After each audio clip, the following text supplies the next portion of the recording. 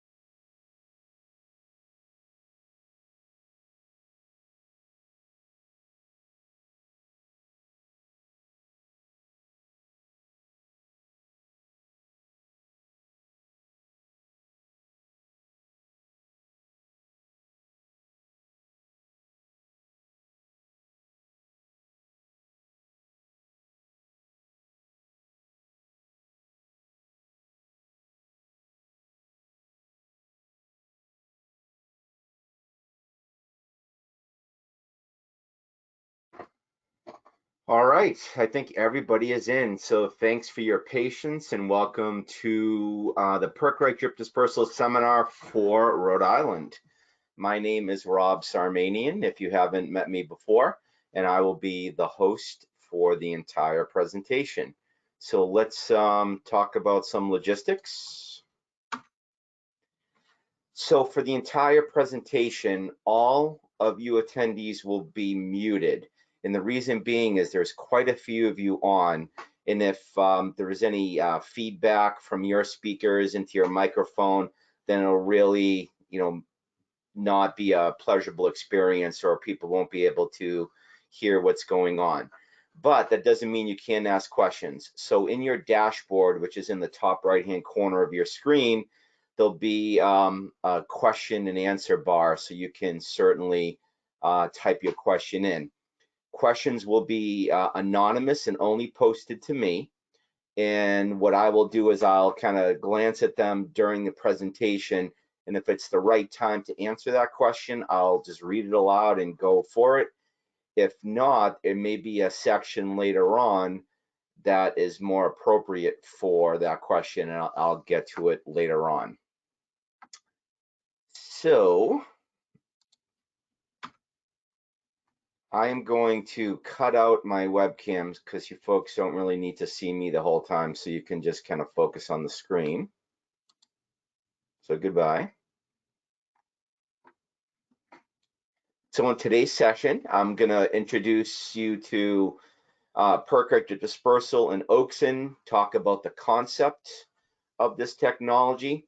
We'll walk you through the Rhode Island approval and how it'll work for applications from Perc-Rite and specifically to the Rhode Island code. We'll walk through a design, talk about proper installation methods and different installation practices. We'll look at the sustainability of the product. And I think this next section is kind of what ties it all together. We'll look at some projects that have been done in the past and look at why a designer used that and how it worked for a site. And that could, what we think happens is you will look at that and possibly think of some applications that you've worked at in the past and maybe look at how the specific areas of your sites may be applicable to use Perc-Rite.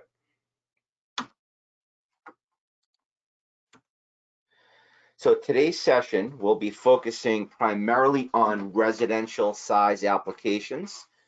When you're dealing with larger flow systems, it's very specific and custom with respect to the details and some of the design criteria, because there are other things that need to be done than basic OWTS design. So I will make occasional references to larger or commercial systems, but we will be holding a webinar next month for large system design and installation in New England. So if that is something that you work in, large like commercial or subdivision type projects, this may be of interest to you. So before we get started, I would like to take a poll and throw a couple questions out there, because this will help me frame some of the content and get to know you folks a little bit better. So the first question for you is, what is your role in wastewater? If you could just select an answer that most appropriately describes you, that'd be great.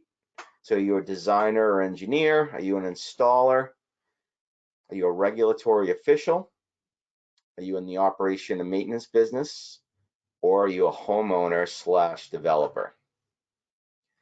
So I'm going to give it about another 15, 20 seconds so everybody can chime in.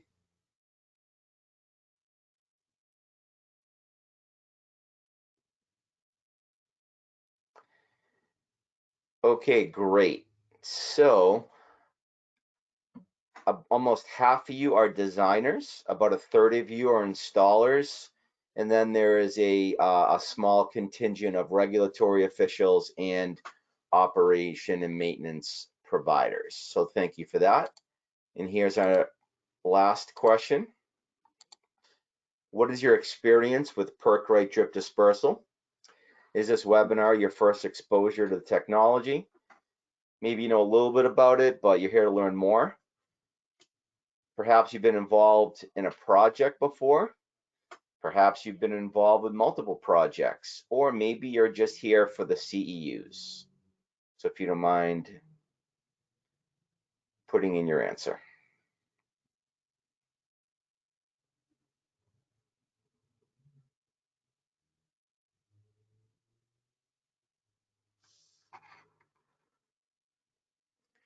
Great. So the overwhelming majority of you know a little bit, but are here to learn more. So that is fantastic. Thank you very much for doing that for me. All right. So Oakson and Perc-Rite Drip Dispersal. Perc-Rite Drip Dispersal as a technology is a national product. So it's sold throughout the United States and Canada. But Oakson is the New England distributor of this product. So for any type of product questions or ordering a system or compliance documents, Oakson is your source for anything in New England. We are approved in all 6 New England states. And on our website, oakson.com, there is an interactive map. So right on the home page, you'll find this map. And this is like just a zoomed in little section. And what it does is it provides a live, it's almost like a Google map, for which you can zoom in, zoom out, scroll all around, and there'll be a series of green or blue drops. And each one of these drops designates a system that has been installed in New England. The green drops represent a residential size system. The blue drops represent a large commercial type system. So you can see that there's quite a few that are on the islands or along the coast for Rhode Island specifically. If you select one of those green or blue droplets, it'll take you to a different screen. It'll actually give you criteria for that particular project. So it'll tell you the address, it'll give you a zoomed in satellite image of the site. And in some cases, depending upon when this satellite image was taken, it will you can even see, some of the components or whatnot. But over on the left pane, there'll be either one or several site pictures specifically for that project. It'll tell you the design flow, the level of treatment, or if there was no treatment, so the wastewater strength, and then the year it was built. So here's an example from Jamestown that was built 2 years ago. So a little bit about the background and history of Perc-Rite Drip Dispersal. In the 1970s, the concept of disposing wastewater through irrigation tubing was pioneered, and this was in the Middle Eastern countries. And I guess the best examples of this are in Israel, where Jerusalem had a very, very large wastewater treatment facility, and it was state of the art, and they had a lot of desert. So they decided to pump the treated wastewater to the desert and use it as irrigation to grow crops. So instead of doing spray irrigation, they disposed of it through irrigation tubing subsurface, so there wouldn't be as much evaporation, and it would get into the root system of the crops. So that's the kind of the genesis of the concept of this technology. In the 1980s, an engineer from the United States went and witnessed this and said, this is fantastic. Maybe not for, growing crops, but as a means to discharge wastewater into the ground in this country. So that started a company, and then the company filed for a patent that was issued, and the first installations were installed in 1990. And they were installed in Pennsylvania and Virginia. So there have been active systems with Perc-Rite since 1990. How this applies to New England is in January of 2006, the first approval was issued, and that was in Massachusetts. The first system, or so we thought the first one, was installed also in 2006. The RIDEM approval was issued in 2012. And then the last approval for New England was issued in 2015. So that's a little overview of how the technology started and was brought to New England. So let's go through the concept of Perc-Rite. So Perc-Rite is equivalent to pressure distribution. So that is just I think the core to hang your hat on. So anywhere you could use a pressure distribution system, you could use Perc-Rite Drip Dispersal. Perc-Rite can be used with both primary or treated effluent, and it can be used for new construction projects or repairs or upgrades of systems, of existing systems. So here's a little plan view of the concept of Perc-Rite. So we have wastewater being generated from a house into a septic or a treatment system. From there, it carries over into a separate pump chamber. From there, a Perc-Rite pump pumps through a force main into a device called a hydraulic unit. This hydraulic unit has a series of valves and a flow meter that allow the wastewater to be distributed to a certain portion of the dispersal field, which we'll call a zone. It'll go through a forced main called a zone supply, go through a zone supply manifold, through a series of tubing. And then from here, it differs a little bit from traditional pressure distribution because we collect it again through a return manifold, back through a return force main, all the way back to a closed valve in the hydraulic unit. So let me kind of back up a little bit. So interesting is that this particular rendering is not a perfect rectangle like you would see most disposal fields. You have this tree that's forcing these laterals to be cut off, and then this tree, the actual drip lines are working around it. So Perc-Rite is a very flexible product, so it doesn't have to be exactly a perfect symmetrical rectangle. You can conform this technology to fit different type of site constraints you may have.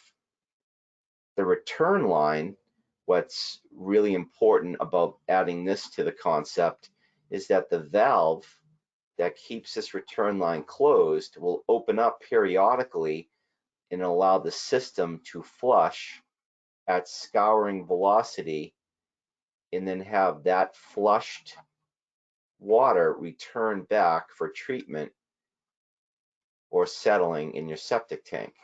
So you may imagine that a small diameter pipe with primary strength wastewater could have the propensity to grow slime in there. This return mechanism will allow the system to clean itself on an automated basis for years and years of trouble-free operation. So this is a Perc-Rite system. And here's a little different version of the concept. So you have somebody's backyard with a lot of people walking around for no good reason. And what we call a single drip line is a run.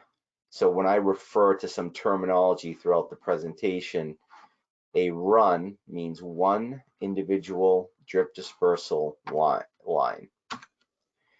A collection of runs that have one manifold feed and one manifold return is a lateral. So this is all interconnected through just one finger of the manifold. When you tie multiple laterals together through a single force main into multiple manifolds that turn into multiple laterals is called a single zone. A single zone means that when the pump comes on and a single zone valve opens, it'll run and charge all of this drip tubing. For larger systems, you may see multiple zones that could be next to one another or could be out throughout the site, and you would have a second force main for that second zone. So pump comes on, zone 1 comes on, pump shuts off. Next time pump comes on, zone 2 will come on, shuts off, zone 3, 4, back to 1, etc. So you have your septic tank, your treatment tank, your pump chamber, and the hydraulic unit. Your force main. This is really a cutout, but this would be, all of these lines would be below frost. So it's kind of hard to show it in this, kind of side dimensional view. We have our supply and return manifolds and force mains. We have that gravity return line, which brings the flush water back for further treatment. There is a control panel that controls the entire system. There is an air release valve both on the supply and the return manifolds. And what this does is when the pump turns on, it allows any air in the tubing or the force mains to be evacuated quickly. So you have instant pressurization of the drip dispersal zone. When the pump is complete for that cycle and shuts off, the air will enter back through the air valve and allow that when the pressure drops, the air will come in and then it'll force the water out of the drip dispersal tubing. So this all drains at the end of a pump cycle. And I'll show you the reason why it does that momentarily. So that, my friends, is a Perc-Rite Drip Dispersal system. So this picture shows a lot about how Perc-Rite works. So we have equally spaced lines, and then along all of these lines are going to be your orifices. We call the orifice something a little different. We call it a pressure compensating emitter. And what the result is here, you have a uniform application throughout the entire network of drip dispersal tubing. So the pressure compensating emitter is a little device, and you see the rendering here, that's embedded every 2 feet on center along the drip dispersal tubing. And what the magic behind this component is this, that when the pump turns on and there's a pressure inside the tubing between 7 or 70 pounds, there will be a uniform application rate of 0.61 gallons per hour. So imagine that. Anywhere along that range, 7 to 70, you're getting 0.61 gallons for every hour that the pump runs. That is how we achieve that uniform distribution throughout the network of all the dispersal tubing.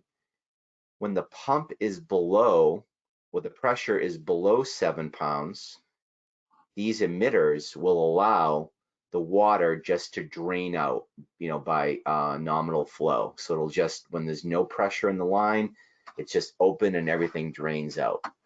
But when we do achieve pressure, it's just a small little drop. So here's an example of the tubing turned upside down so you can see it, and you have one droplet of water just dribbling out of the orifice, and you can faintly see the outline of that emitter embedded in the tubing. If this were to be oriented correctly and you were to place your hand underneath, about one droplet of water every second will be coming out of there, just like a leaky faucet.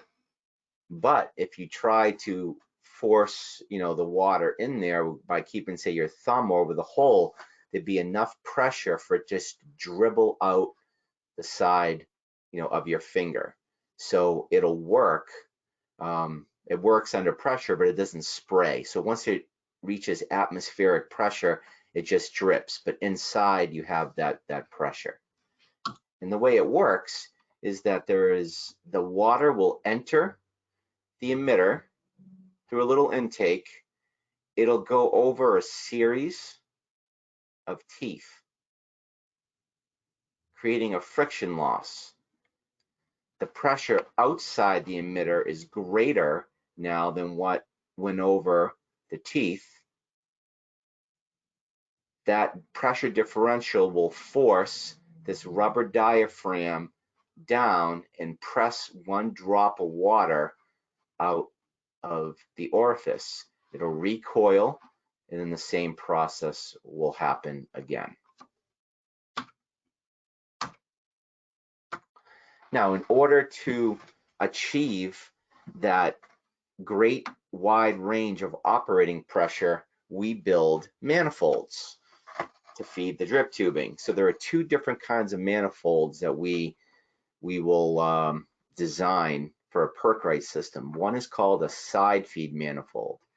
A side feed manifold is very typical to your traditional pressure distribution system, where you have a force main that is installed below frost, and then there are lateral risers that come up to feed your pressure pipe. And in this case, there it's feeding Perc-Rite Drip Dispersal tubing.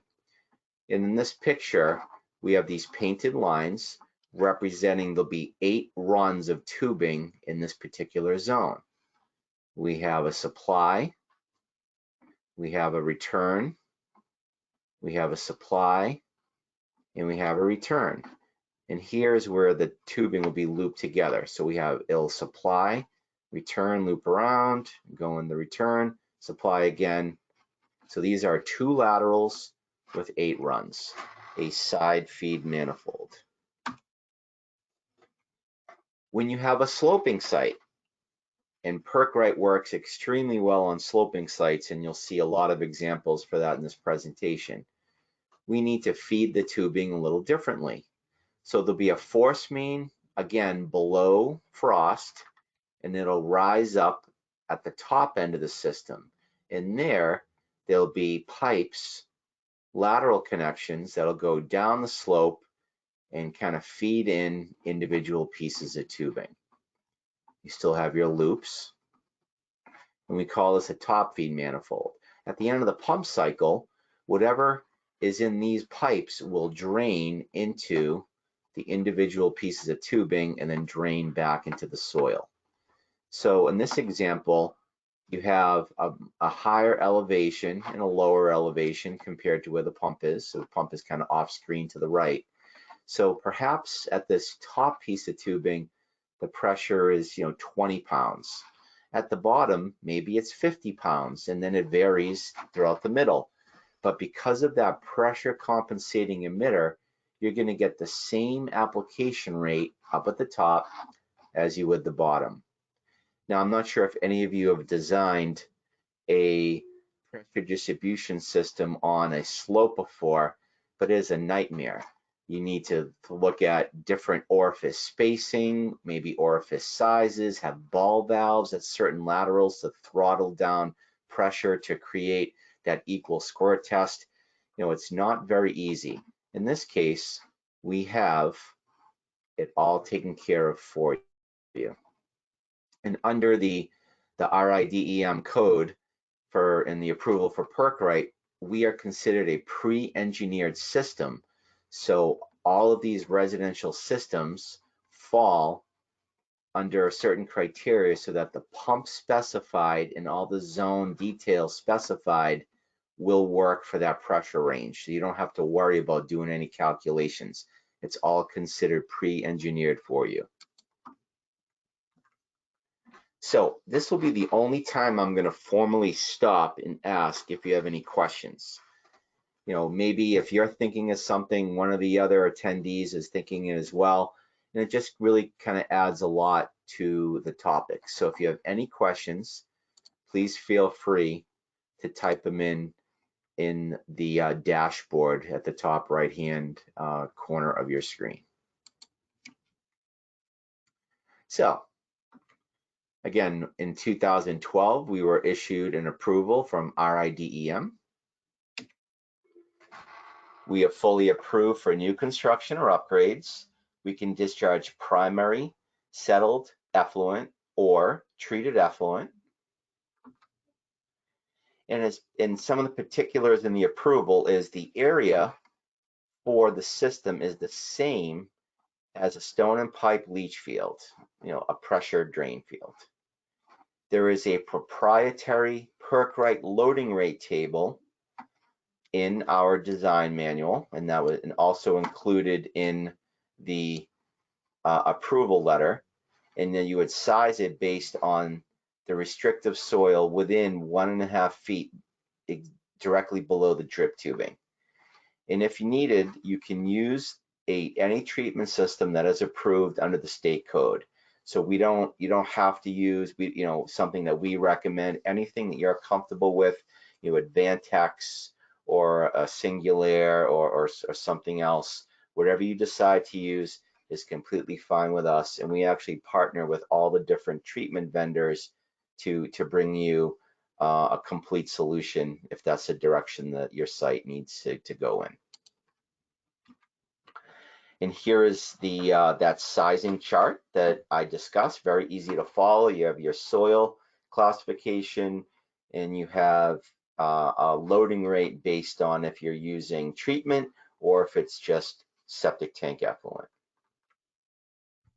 So some other things to consider, for your water table offsets, and the burial depth can be anywhere from 6 inches to 24 inches below finished grade. So you can see that this is a very shallow buried system, but we're also giving you a limit to how deep that we want to bury the tubing. So 6 to 24.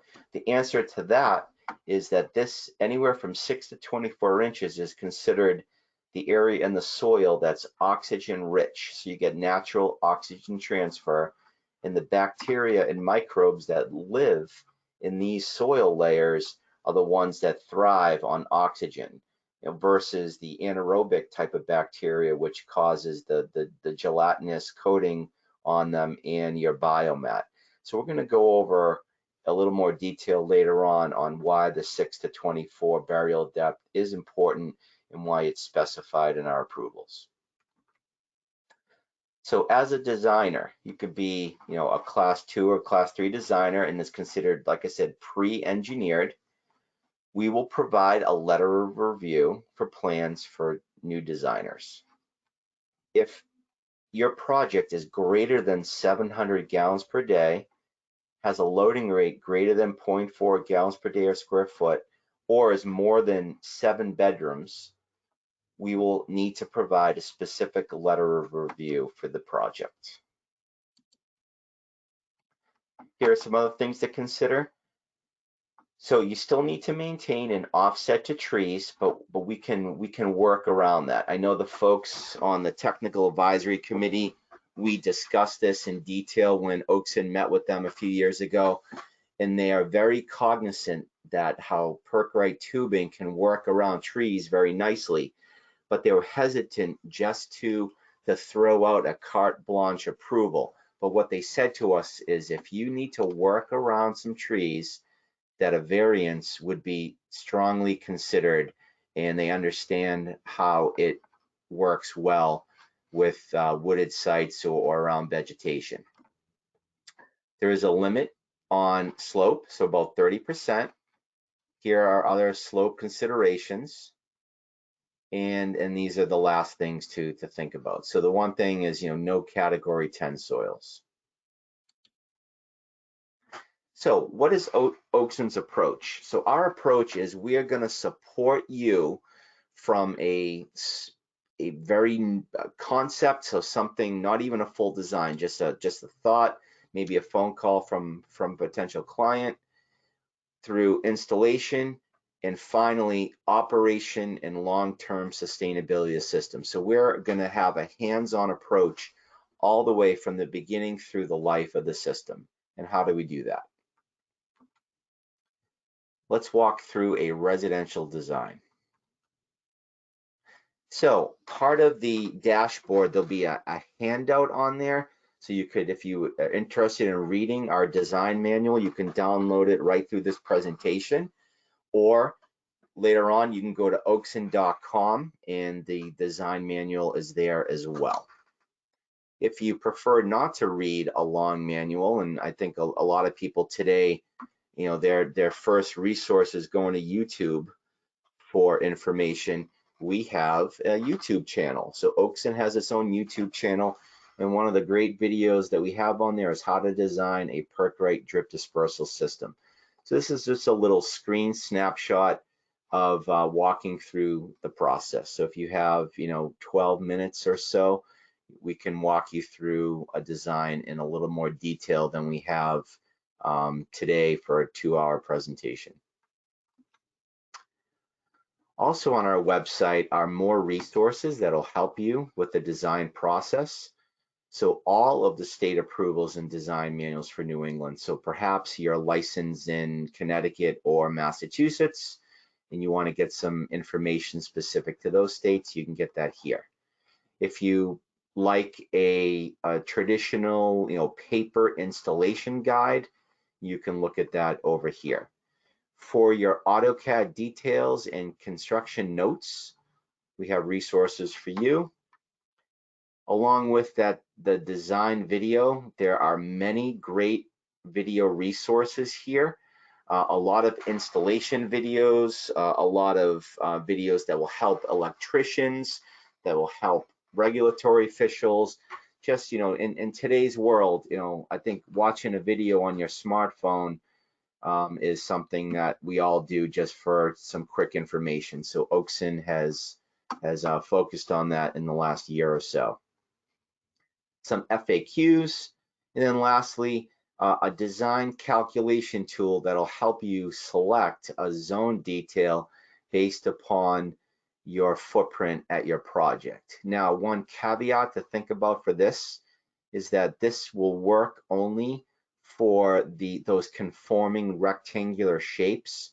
So if you have a kind of a unique shape, you can work with Oakson directly for a customized zone detail.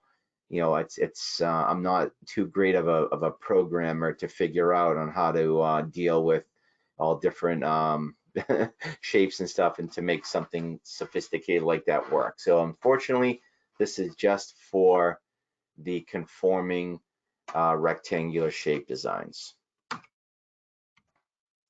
So you're a designer and homeowner pings you for a project and you say, well, geez, maybe this could be a good use for Perc-Rite, but I don't have a full survey yet, and I just, I have a little bit of a concept. So maybe you send us a little sketch of the site and say, hey, what do you think, Rob? Can we squeeze something in this area? Or you could send something with a little more detail. So you show the properties, you show the contours, maybe some site features like a driveway or some trees, and say, hey, I have this area 25 by 25 available that the good soils on site are located, but I need to work around this walkway. We have some trees that the owner is looking to maintain if possible. What do you think? Can we do something here? But what we found is that the best way to interact is if you provide us your design criteria. So you've done your soils, we categorize them, you have a design flow, and we're dealing with a certain amount of area. And then perhaps you show your tanks on the site and then an area. And from there, we can help you design a concept with the drip dispersal tubing, all of the proper labels, and give you a complete site plan. So as a new designer, we found over the years that the best way to achieve this final result is to go back and forth a couple of times. That way, you're learning and you understand the concept of how to design a system. I'm happy if you just say, you know what, Rob, I want you to do this for me. I'm happy to do it for you. But if you are looking to learn and understand on how we got to that point, then taking that step-by-step approach is the best way to do it. Maybe on your second or your third design, we go from step 1 to step 5 in one fell swoop, or maybe those small steps in between are still what's needed. But nonetheless, whatever it takes to make your design successful, we're going to collaborate with you to do so. This example on the left shows a non-conforming or like a serpentine shaped disposal field. This would represent that area that was in your design calculations, and then we lay the tubing out to fill that area, show the tanks, some labels. And then on a system like this, we have multiple zones. We do the same thing as well.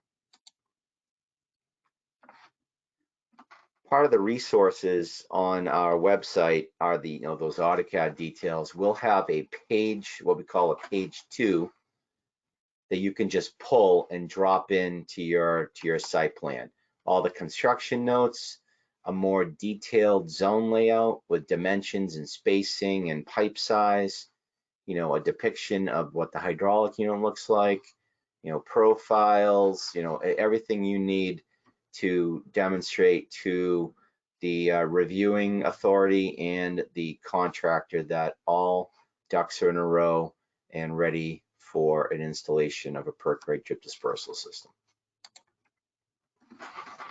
So a large flow design is similar yet a lot different, and because these large flow designs, they're not considered pre-engineered, because the lift and distance and the pump sizing and the force main sizing is all going to be across the board depending upon how far away and how high or low your zones are compared to your pump station. We have systems, and this is not an exaggeration, where the furthest zone is a mile away from the pump station, and we can work on calculations to give you that information. But here, for example, this is an actual large project in Portsmouth, Rhode Island, and you can see here multiple zones, some grading, and the force main routes. And for there, we're going to provide very specific details for how these different size zones are built. We're going to tell you what the flush rate and the dosing rates are, how many runs, the lateral configuration, all the things you need to put on your design plan. But most importantly, on these large flow projects, we're going to provide all of the friction loss calculations on how the system is going to work. So the lift and distance from the pump station to the different zones, the length of the zones, the flow rate, and then from there we will show the pump and the pump curve, and then say what the diameter of the force main is. We provide this to you at no charge, and you as an engineer can review this, check our math or whatnot, but this will allow you to submit with all the criteria you need for a large flow approval. So that is the basics of how to do a design. Again, this is only a 2-hour presentation, and if you would like some additional help on specific designs or just to get a little bit more meat and potatoes on it, then you can either look at that YouTube video, or I'd be happy to work with you privately on a Zoom if you need any more help. So for regulators, we are very hands-on and can help as much as you need as a regulator. So if this is your first time looking at a Perc-Rite system, and I've done this before with Rhode Island plan review, we will set up a conference. We used to do it in person, we'll do it more online, but we can review the plans, review the letters, review the approvals, and make sure you're comfortable with all that. We've attended meetings before where our technology was being reviewed. We will issue a post-installation letter of certification. So upon the completion of every Perc-Rite installation and system startup, we will issue a letter that the system has been installed properly and is functioning and online, and we will issue that to the engineer. So when all the compliance documents go in, that letter will go in as well. And then lastly, we will remain on as a system consultant throughout the life of the system. We understand that there are new regulators that move into different territories, and you may take on a Perc-Rite project that's already in the ground, and there's operation and maintenance checklists and reports that are being issued, and this might be something that you're not familiar with because you've inherited it. Well, we will remain on as needed throughout the life of the Perc-Rite installation. So as long as it is in the ground at a particular home, we will provide assistance on an as needed basis. All right, let's walk through an installation. So I think it's important about when we talk about installation is I want to define the role.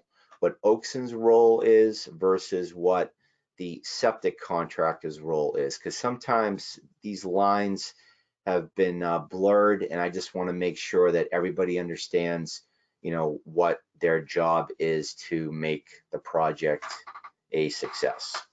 So what does Oakson do for the installation? We will be involved in construction planning. So we will actually, have like a phone or a Zoom meeting with the contractor and go through, what the steps of installation may be for that project.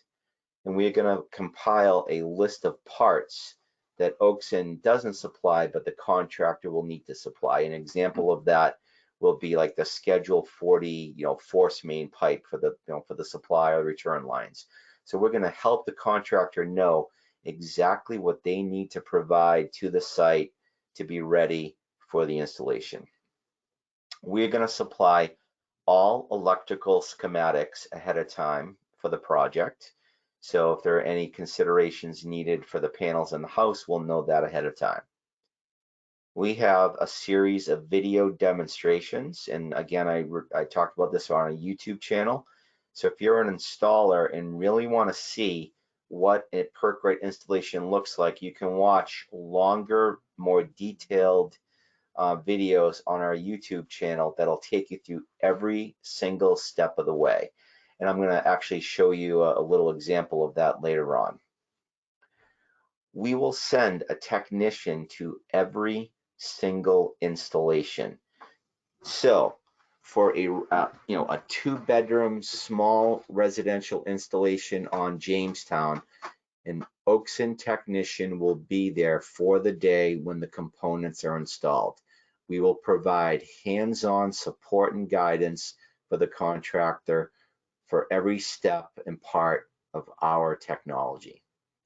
And the reason for that is we want to remove all the guesswork from the construction. We want the contractor to be confident and bid the job with confidence that they're not going to sit there for 2 or 3 days saying, how the heck do you put this in? There'll be none of that. I can assure you that we provide this comprehensive approach to make the installation process easy and efficient for the contractor. So what is the contractor's role? You're going to supply and install all of the tanks. So Oakson is not a tank supplier. You're going to prepare the sand bed or the area of disposal. So if it's a plowed or trenched in site, you're going to flag the areas that we're going to be pulling the tubing in. You're going to provide the parts that we don't supply, like the rigid force mains. You're going to work alongside us installing the components. So we're not the septic installer. Oakson is not a septic contractor, and we don't hold licenses for that. So we're going to work together on a collaborative basis to install the components. You will either need to hire an electrician yourself or secure one through the homeowner to do all of the wiring. And then you'll be in charge of backfilling the system and dealing with any compliance documents with the engineering team.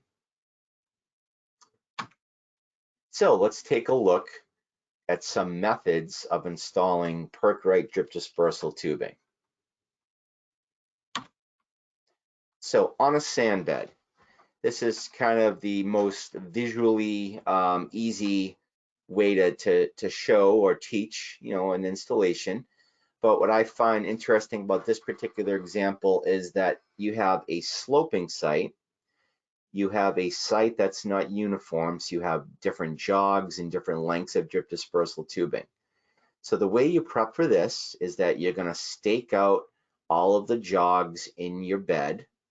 We're going to figure out where the net and where the slope is, and we're going to paint in segments of lines following that contour. So that'll allow us now to go back and pull and cut the drip dispersal lines and lay them, following the contour, evenly spaced, going down that slope. The way the tubing is secured to the sand bed are just like wire, like stakes or wire sod staples that will hold it down. And we only use as many as we need because it's not the way that it's going to be sticking to the ground permanently. It's just a way to hold it down until the backfill has been achieved. And in that picture on the right, you can see the machine taking its very first scoop to start backfilling the sand bed. So this is just a typical sand bed installation. A little more interesting type of installation is for in existing conditions like a lawn. So this is easily achieved with Perc-Rite. So the picture on the left is a contractor who is painting in lines. A previous picture that I don't have on the slide is the contractor walking with his laser level and then doing a paint dot about every 10 or 15 feet to establish the natural contour of the lawn. And then they go back and sort of connect the dots and create a path for the ditch witch or vibratory plow to go in and pull the tubing into that lawn so it's parallel with the contour. Now the way that works is that the ditch witch has a blade that the tubing attaches to, and the blade gets dropped at a specific depth that will be called out on your plan into the soil, and then it'll drive along that pre-established path, pulling the tubing in to that lawn surface. Now what's important about pulling it in this way is that on your site plan, you're going to have your different soil logs and classifications. As an engineer, you're going to want to design the system so that the tubing is not in the middle or in the interface of two different layers. So you want to get it right in the middle, or good portion at least, in the midst of a layer. So in this particular case, the contractor is pulling it in at a depth of about 10 inches, which would get it into the B layer soil for this project. Now, this is kind of a hybrid of the first two examples. We have a sand bed, but we're also plowing it in. So why, you ask, would you do this? So you have a large system. Maybe it's 100 feet long and 250 feet wide. If you were to stake the tubing down on a sand bed with those large dimensions, it's going to be very time consuming and challenging to have the equipment backfill the tubing. Imagine taking a scoop of sand, having to build a little mound, drive all the way across, spread it out, and keep repeating. You can't drive directly on the tubing with a skid steer or any type of other equipment, so you have to kind of cast it over. So we've worked on a nice hybrid approach to get the best of both worlds. So imagine your tubing in grade elevation is 100. So that's the elevation where the tubing would need to sit or be installed. You as a designer would specify a sand envelope or sand blanket of an additional 6 inches above that elevation. So now instead of 100, your top of sand is at elevation 100.5. The ditch witch can come in and now pull the tubing in at a depth of 6 inches below that top of sand. The tubing is firmly established below ground, and now you can backfill your topsoil with a track machine, a skid steer, and safely drive over it without damaging it. This saves a ton of time and has provided a lot of efficiencies for contractors installing large systems. Now, maybe you have a bony site or a site with a lot of roots. You may choose to use a chain trencher. So something like that, where it actually burrows in the ground. The material comes out of the trench and gets cast to the side with this spindle. You would roll out, cut the tubing, put it in that trench, and then rake your material back over, do your manifold connections, and be done with it. So that's for, I think sites that, the ground surface is a little more challenging, that ditch witch won't be able to plow through without, running into a lot of roadblocks. Now, this example is not in Rhode Island because we're not maintaining the tree offset, but in extreme cases where, homeowners have, beautiful wooded sites where they want to maintain the look and the aesthetics of the wooded site, you can actually hand trench in and work around all trees and rocks and any other site features. This is in nearby Connecticut, and it was a great example of just an unbelievable natural site on the river. And the homeowner just said, look, I just don't want to strip out anything on the site. So they went through the expense to hand trench, and it was just quite a great turnout for exactly what they wanted. Part of the installation and the part that Oakson will work really hands-on, and on the picture on the left, you have a site contractor and an Oakson technician working together in the same trench to make sure that the manifold is connected correctly. The picture on the right is showing that earlier example where you have the force main supply and return below frost, and then it elbows or tees up through the frost zone, and then where those risers are, there is an insulation spec included on the plan to make sure that these remain protected for winter and all year long disposal, for the New England climate. Now, at this point of the presentation, I'm going to take a little bit of a break to show you a couple of videos. So there'll be 3 videos that I'm going to show you just now. 2 of them have no audio, and I will act as the play-by-play commentator and describe to you what's going on. The last video I'm going to share with you will be an excerpt of one of the in-depth installation videos that's included on our YouTube channel. This video has audio, and I won't be speaking over it. It's pretty much self-explanatory. So on that note, let's start video 1.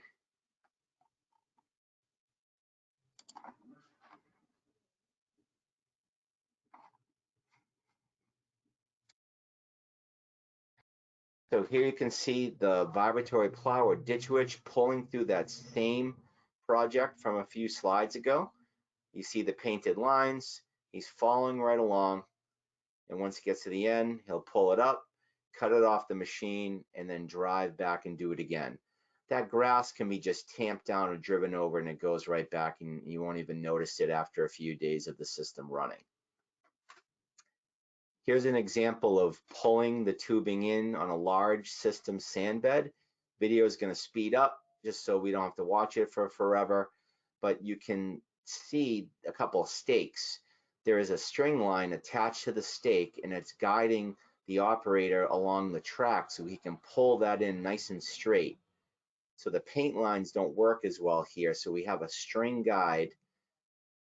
And then once that row is complete, they'll move the stake over the 2 feet, move the string line, and pull the next one in. So there are the lines sticking up, getting ready for connection.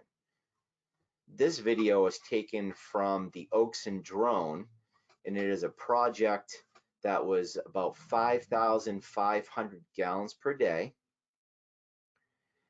This entire disposal field was installed in 5.5 hours. Every run of drip tubing is about 120 feet long. It takes about 4 minutes to pull in each line. So it's quite efficient. So the operator drives in one direction, and when he's finished, he'll turn around, head back to the front of the system. While he's doing that, the other guys are moving the stakes, moving the string line, and getting the spindle with the drip tubing on it ready for attachment.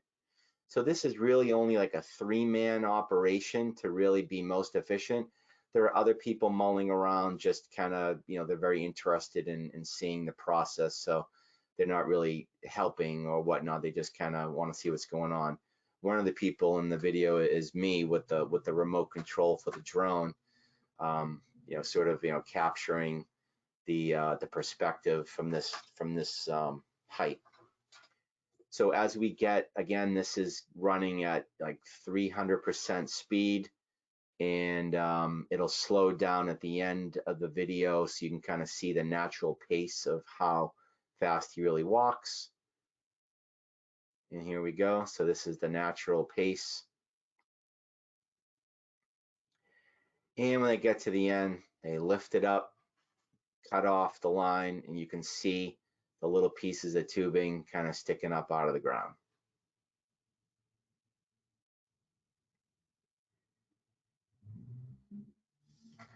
So that is video number 1. Let's go to video number 2. Video number 2 is a system installed last week right after the snowstorm, right neighboring, right over the border in Massachusetts along the shoreline in Dartmouth. So very similar to, the Rhode Island coastline. So this particular video is, all we're doing is capturing footage so that we know exactly where the components are, and we'll catalog this information from the install. Now the drone is flying much slower than this, but I've sped up the video just so that we can get through it in a timely manner. But you can see the disposal field is way over there on one side of the property, and then near a new construction house where the tanks are and everything else. And then we also take pictures and video on the ground of the different components going in. So as a designer or as a regulatory official, we're going to have a ton of information that is at your disposal if you care to look at it through the entire installation process. So even though you can't be there all day, we're going to capture all this information and have it available for any of those who are interested in learning more about it. So that's that one. And now the last video is going to have that audio component, and it's going to be about 3 minutes of a 15-minute video that will show you a comprehensive installation of a residential size Perc-Rite Drip Dispersal system, and not too far from Rhode Island either.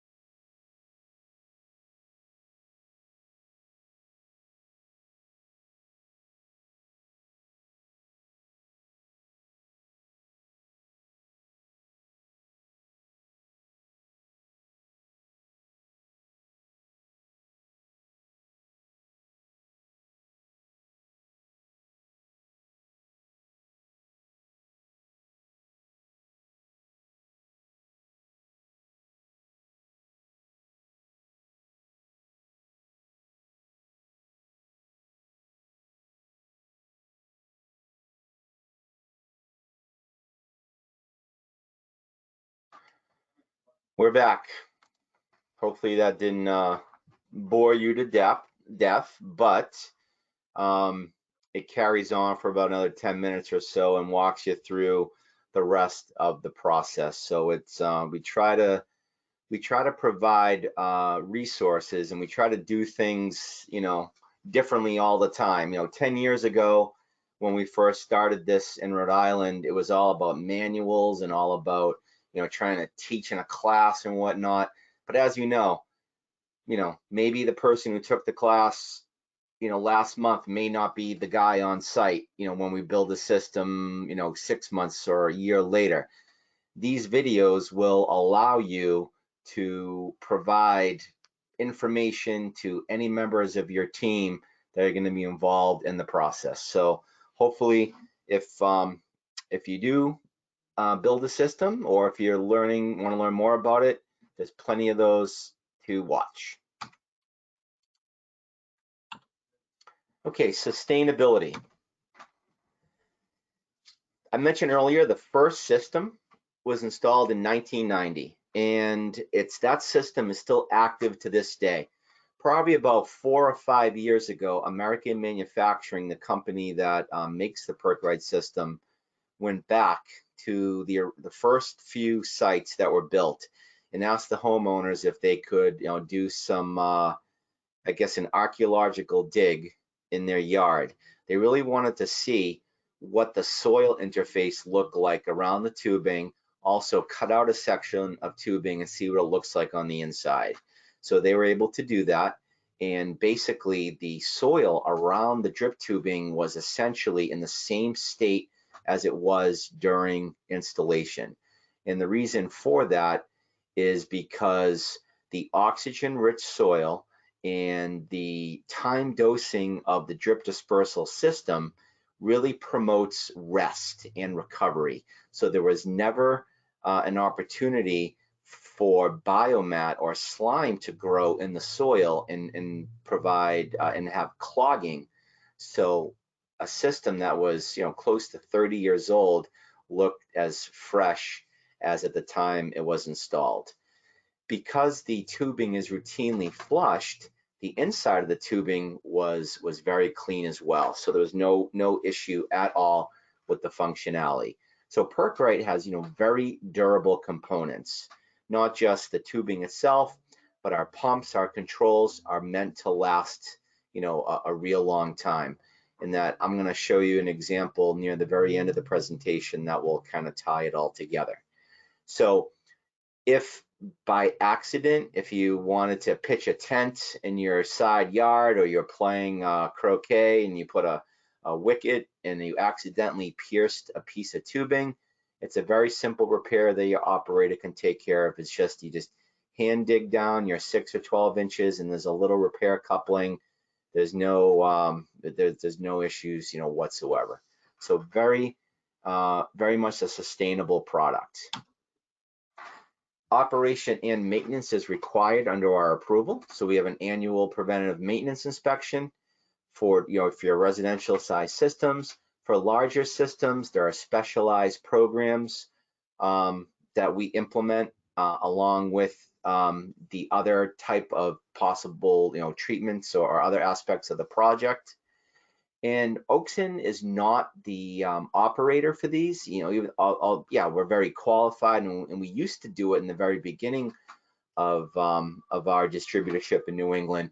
But we've decided to partner with the wastewater companies that operate in geographical areas. So we deal with the different companies in Rhode Island that do wastewater operation and have trained them to do the Perc-Rite system. So it just makes for a nice relationship and makes it geographically feasible to deal with the systems. Here is an example of some of the checklists, proprietary ones that are included with the maintenance reports. You still need to do any type of RIDEM forms normally, but that's just an additional checklist to deal with as well. So let's go through some of the components. And again, I just want to ask, are there any questions or anything going on at this time? All right, perfect. Moving on. So,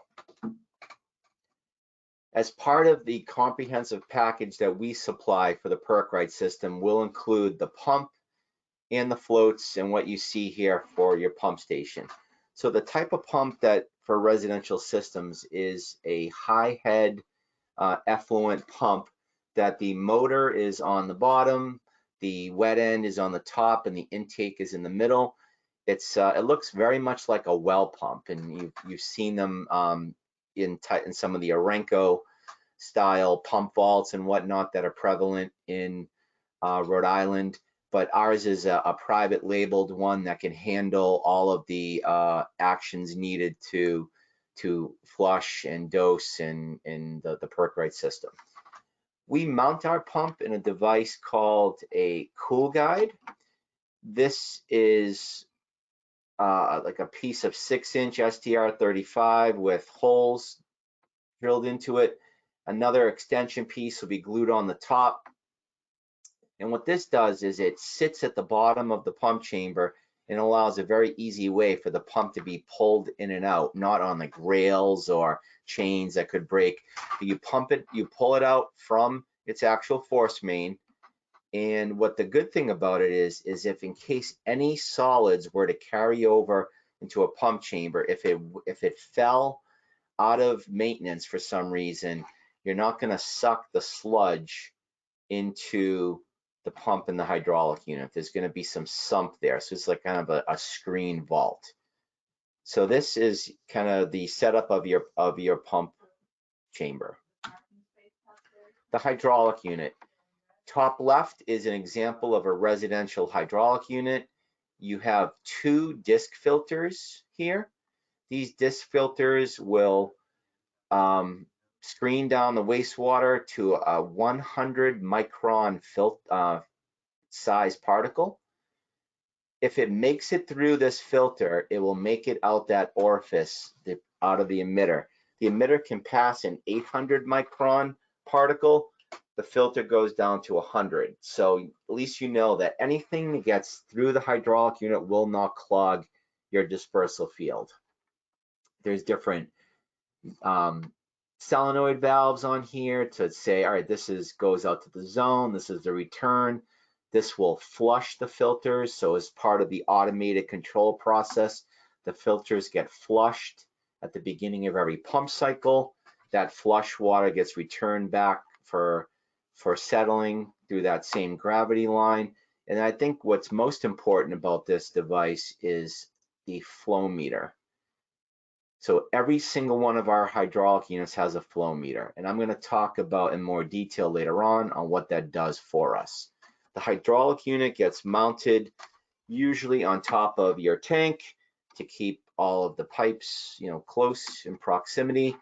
And here's an example of a larger flow hydraulic unit inside a treatment building. Here's the drip dispersal tubing. It comes in rolls, easily travel as we go overseas to remote island installations. We supply a control panel, typically mounted on the outside of your house or sometimes on a pedestal near the tanks. Here's a large commercial touchscreen panel that has integration to a SCADA system and also integrates in the sophisticated treatment system at this particular project. What are some of the advantages and why you'd want to use Perc-Rite Drip Dispersal? Some of these may be a little bit repetitive, but again, it's a reason why you may want to consider Perc-Rite for a future project. So working with slopes. Here you can see that we have a slope, wooded site.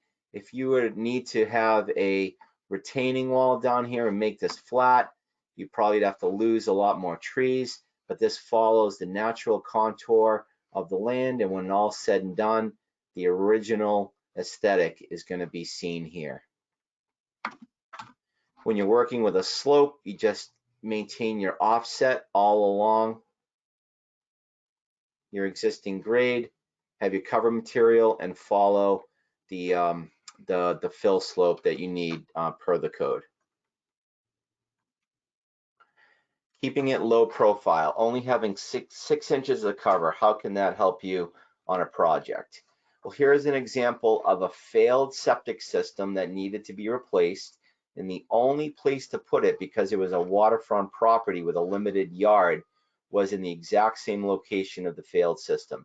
So the original was dug out and the septic gravel was brought in, and you can see you have some nice hedge and a brick walkway. If this were any type of disposal system, you would have a large mound here.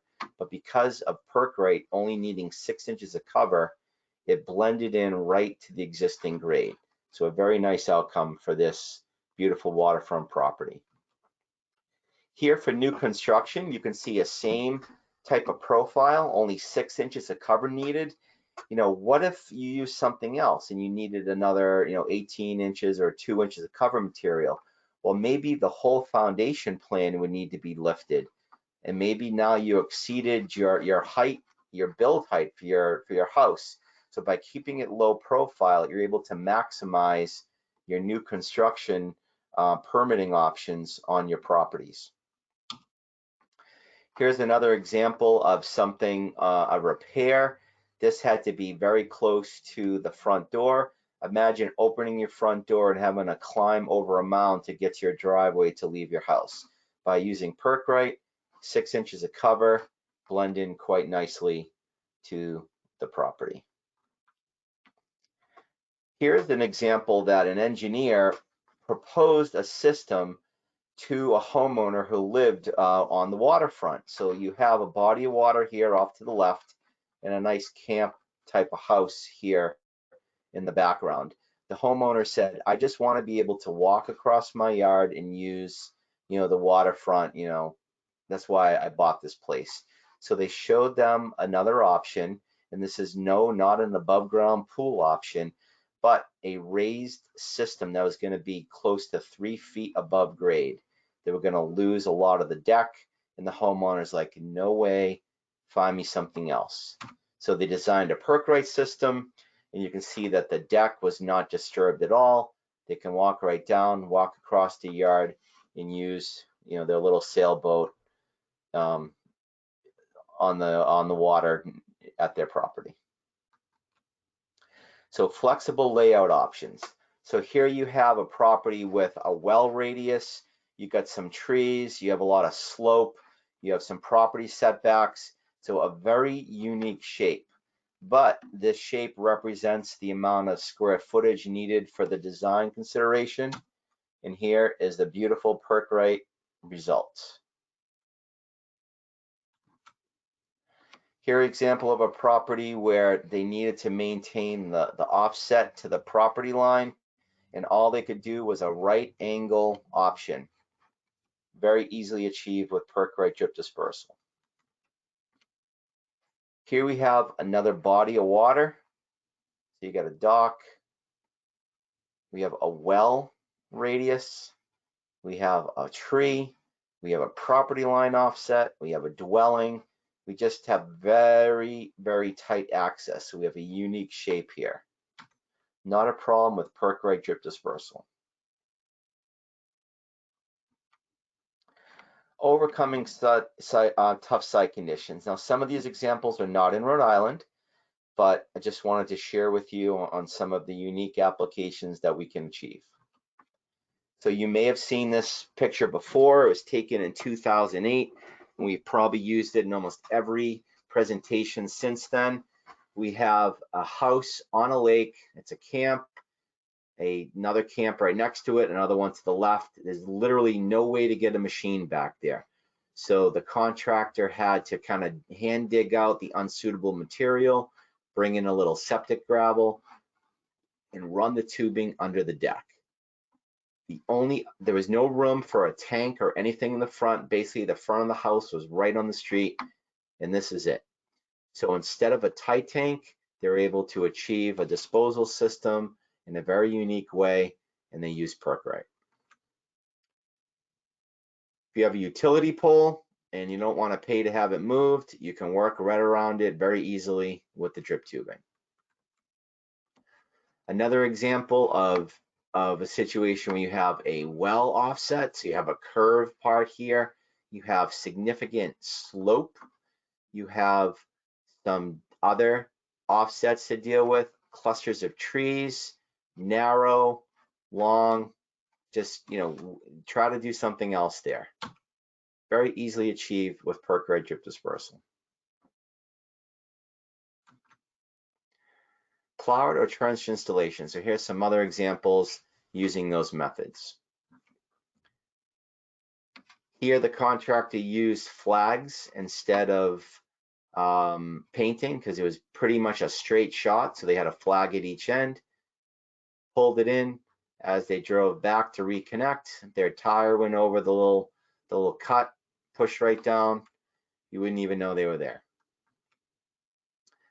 This example, a property, and a person bought a property. They needed to upgrade because the old system wouldn't pass. But the reason why they bought the property was a very historic home built in the early 1800s. And they loved just the meadowy look of the site. So instead of clearing everything out to build a septic system, they designed a Perc-Rite, and they pulled a piece of tubing here along this cluster of trees. Then they moved away 10 feet from the other cluster, pulled another one in. So the overall footprint was larger than if you were to just strip everything out and build it to the smallest possible footprint. But instead of having a scar right in the middle of the yard, they worked around the site features and made it and preserved the aesthetic look that that first attracted them to the property. Here's a waterfront property. This could be anywhere. This could be Newport. This could be Portsmouth. Instead of digging everything out and having to import expensive septic gravel, pull it right into the existing grade and maintain the beautiful aesthetics of the waterfront. One more time, here's that unique example in Connecticut showing, the real extreme curves, and they didn't want to move this rock, so they left it and just worked right around it. And for island installations, and I'm going to show you an example later on where you can't get heavy equipment over, but you can easily bring over a roll of tubing and a hydraulic unit and a small pump. You can hand dig in for a drip dispersal zone, really easily achieved. Okay, so let's talk about how the system works and how it's gonna prevent hydraulic failure for your sites. Perc-Rite Drip Dispersal will only discharge the design flow, and we do this to prevent hydraulic failure. Now, let me go back for a second. So we talked about the pressure compensating emitters and the exact application rate.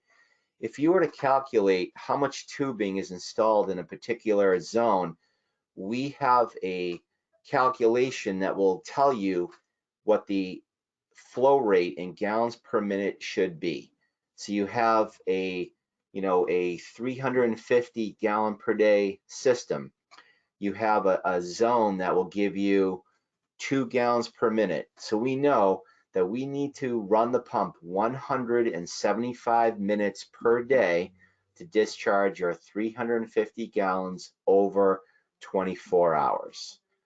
So we spread the doses over 24 hours. So maybe 10 minutes, rest for 2 hours, 10 minutes, rest for 2 hours. So when you total up all the pump run time over the course of a day, it will equal your 350 gallon output.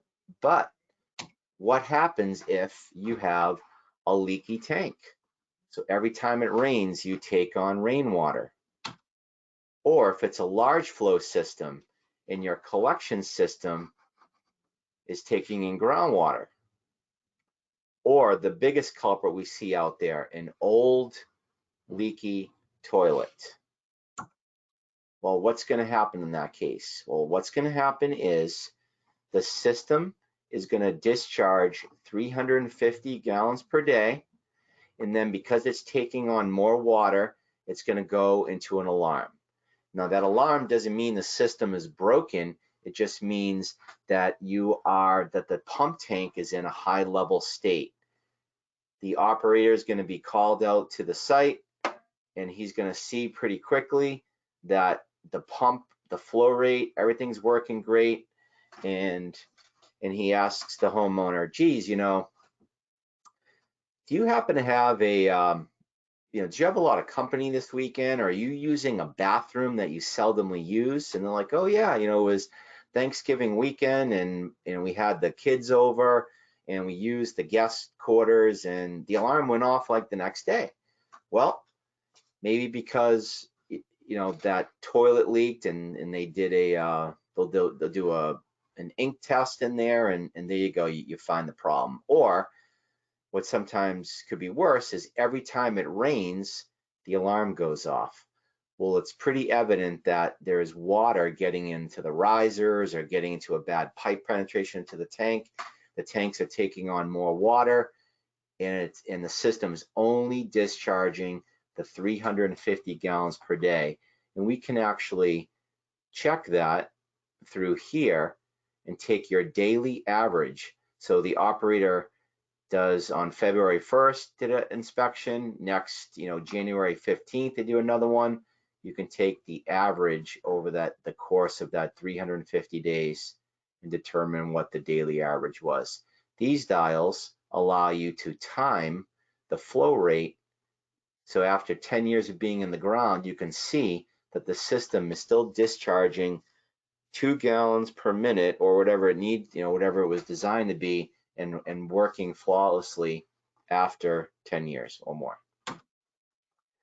The float system, because it's time dosed, when certain floats go up, it starts a timer. So that's how we discharge over 24 hours. So in the case of your leaky toilet, you may be using 150 gallons per day for normal use, and that leaky toilet is contributing another 300 gallons per day. So the system will keep up with it to a certain extent. But once you tip over, maybe a couple loads of laundry tips it over that alarm threshold, the alarm is going to go off. If the alarm's going off, it doesn't mean the system is going to stop running. It's going to continue its normal timing sequence. It's just going to alert the homeowner and the operator that something needs to be checked out. So this is how we prevent hydraulic failure, because what we don't want to do is we don't want an alarm float to run the pump in lag mode and just continually pumping good clean water out to the field when it shouldn't be. So we want to address any compromises in the tanks or the plumbing to make sure that you're only discharging the effluent that was generated in your home. So the next section I want to talk about is how Perc-Rite can help remove contaminants and nutrients through natural processes. Now this slide is not something that I came up with. I actually borrowed this from George Hoyfelder, who runs the Septic Test Center in Massachusetts, and actually is, and provides information to people all over New England and all over the country for that matter. So this slide depicts soil profiles and shows that in the upper soils, so say, between about 6 inches and close to 30 inches, is where the most bacteria live that remove pollutants from the soil. As you get deeper in the soil profile, you may only have 100 bacteria per gram of soil, whereas in the upper soils you'll have millions or hundreds of thousands. So what happens in these upper soils is that these bacteria go at it and eat a lot of the pollutants that are making its way through the waste stream into the soil. So Perc-Rite is only installed in these upper soils, oxygen-rich soils. So we are in essence promoting the polishing and removal of the fecal coliform, of other types of contaminants. There have been studies on personal care products in medicinal removal. All happens naturally in the upper soils without even the need of aerobic treatment units. When we saw this slide years ago, it kind of stuck with us, and we wanted to do some further study. So as of right now, we've been doing this study for about 18 months, as we have these barrels set up at the test center. Each of these barrels has different type of soil conditions. One barrel may have just septic gravel, and you have a collection at 12 inches below the emitter or 24 inches below the emitter. Then another barrel may be like a combination, like a loamy sand. Another may be a sandy loam. So we're trying to replicate a lot of the soil categories that you see in the approval, in the RIDEM approval. And what we've seen so far after 18 months of study is that after 12 inches, so 12 inches below the emitter, most of the nitrogen, phosphorus, fecal coliform, BOD is all getting removed naturally through the soil. It's not like the tubing is providing magic to make it go away, but the time dosing, the small drips, and then rest, drip, then rest, is promoting all that aerobic bacteria to go at it and eat at all the contaminants and constituents in the soil. We have about another 6 months left in our study before we're going to publish the final results. And let me just say that I don't want to share them with you until they're complete, but they are eye-opening. So keep an eye out when we publish these. We'll probably send out an announcement to your email. Once my study is over, we are donating all the equipment to that test center, and they're going to focus on the removal of viruses through the same process. So through this COVID-19 pandemic, there are concerns that that COVID or other viruses are getting into the waste stream and can potentially reemerge because of that. Well, there is very good evidence that through my study that this could also help with viruses. So we're ready to wrap things up. We're doing pretty good on time. So I'm going to wrap up with a couple of featured projects. So the first one I want to talk about, the address is 0 Riverside Drive in Portsmouth. So if you are driving in Portsmouth, proper, you're not going to find Riverside Drive, because Riverside Drive is part of Hog Island. So Hog Island, if you're not familiar with it, is a bunch of seasonal homes that don't have, they have to provide their own electricity. There is water. And there was a system there. So the original system's just kind of barrels or whatnot. So there's been a lot of upgrading over there. So we have an approved system on Hog Island that was installed a few years ago. And here's just a site plan. So here we are over on the dock, loading up our equipment, getting ready to head over for the day's installation. Here we are landing. So it's a very, very lovely place. If you haven't seen it before, it's really a throwback. So here is the dock we landed at. Here is the actual property that we're doing the installation, and here's looking back to where the dock was. So it wasn't very long of a walk at all to get to the site. And the contractor had to perform some tasks before we got there. So on island, there is a very small excavator that I think remains there from my memory. And the contractor dug and installed these plastic septic tank and pump chamber. So these tanks were floated over behind the boat and brought over to the site just on like a little wheeled platform. They just kind of brought it over, put them in the ground, hand dug all of the areas where the force mains were going to be, got the area prepped for the drip dispersal zone, and then we came over and worked to build it. So here I am, looking at the plans, getting ready to pull the tarp off to keep the sand fresh. Here's the perspective of the tanks looking back from the field. Here are some of the force mains and the hydraulic unit, getting in position, getting everything ready to install.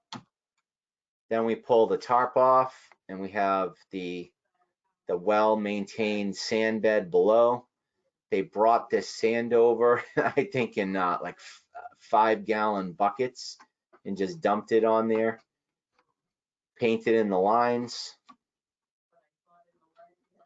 Tubing was installed. Now in this case, what I want to point out to you is the force mains are not installed at 4 feet depth. This is because this is a seasonal system, so there's actually, the field is higher than the pumps, so we have like the ability to open up a couple of valves at the end of the season and everything will just drain back into the tanks. So the owner does not have to add like a compressor or anything to this. They'll just open up a couple of valves and everything drains out quite easily at the end of the season. So here you can see the far end where the loop connections are.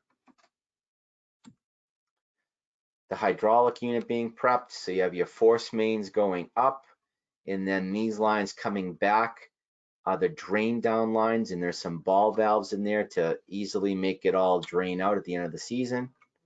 You can kind of see these ball valves. So this is during the system startup, so the ball valves are closed to pressurize everything, and at the end of the season open up and everything just drains right back into the tank. So here's the beautiful look from Hog Island heading back. And this was built in at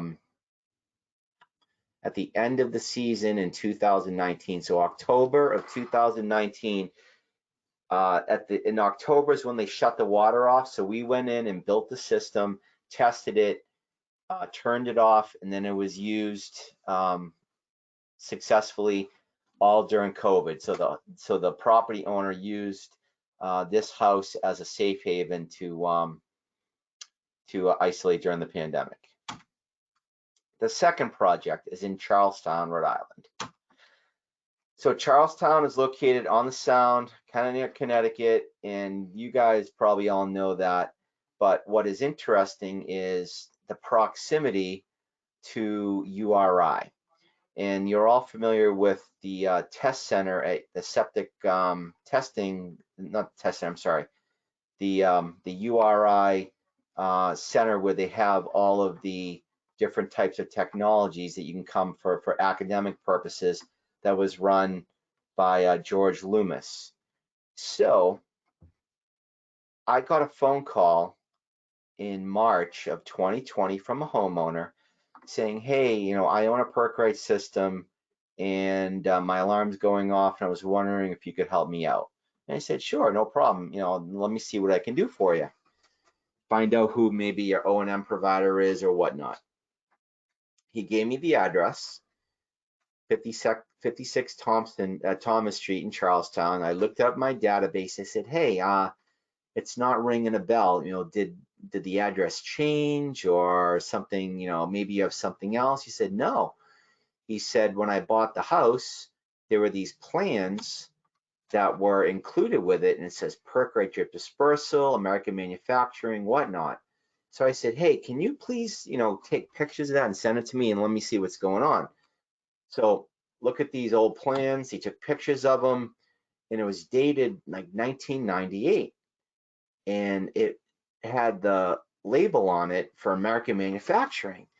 And so it dawned on me that I heard about a Perc-Rite system that was installed not even under the Rhode Island DEM regulations, but this was solely used as part of testing at URI. I think the house was actually owned by the university, so they did build this for academic purposes. Well, supposedly, and I don't know for sure, I'm just going off of like kind of like anecdotal information, that the house was sold and occupied and used for many, many years since 1998, until this particular owner bought the house and the alarm went off after time. So, you know, me, I need to find out about this. This is like the missing link. This is, you know, Tut's tomb.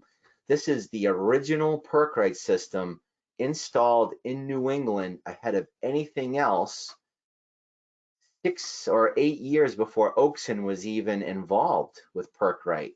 Not even under the state guidelines, just a unicorn. So the homeowner stayed in the property. It was during the pandemic. I went down to the site and took a look at everything. The control panel is very, very similar to the ones where we use today. Just the PLC and type of technology on there is a little bit outdated because, you know, it's 23 years old. The hydraulic unit is also very similar to what we use today, just the valves have changed a little bit over the course of time, and they've changed to a different model flow meter. But what was interesting about this particular project and why the alarm went off is not in, you know, the pump wasn't, you know, clogged or the field didn't have an issue. When we build a Perc-Rite system and on our details, we call for 3/4 stone or gravel or stone to be installed around the base of the hydraulic unit. So when the enclosure sits over it and more stone is put around it, critters can't burrow into the box and nest in here. And we know that what critters can do, because you know, if you've ever had mice or hopefully not rats, you know, go in your garage and go in maybe an old car or something, they'll eat through wires, they'll make nests. So what these critters did was they ate through all of the wiring on the solenoids. So once the final solenoid was eaten through, when the pump came on, it wasn't able to open anymore and dose the field.